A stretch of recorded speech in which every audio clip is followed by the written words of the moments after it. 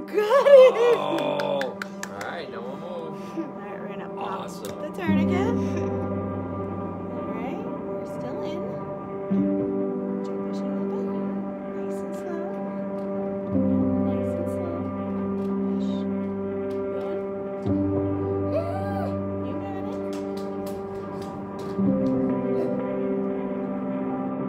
it. You just start by saying your name, where you're from, and your connection to the bleeding disorders. Yes, so my name is Carolyn and I have 2 sons with severe hemophilia A, and we live in Westwood, Massachusetts. I was a sophomore in college when I had my first panic attack.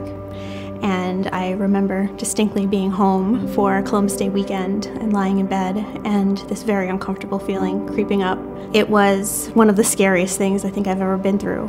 When my kids were first diagnosed, I felt very overwhelmed. I just brought this beautiful baby into the world and my world came crashing down.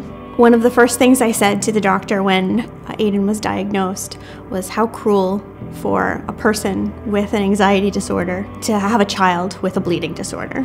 I remember following my toddlers around, that fear, that constant fear that something was going to happen. They were going to fall and hit their heads.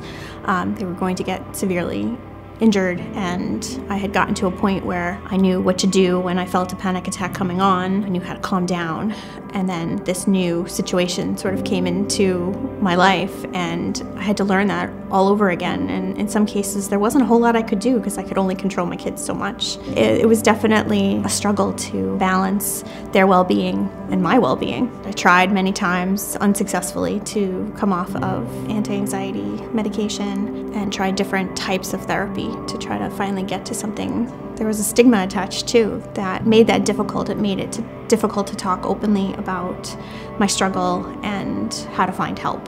The best thing you can do for yourself is to ask for help. It's not something that one should be ashamed of. It's not something that it's your fault. Getting help can actually improve the quality of your life. I finally started talking about it in therapy. It's an evolving process. I'm not cured. I'll never be cured, but at least I'm happy.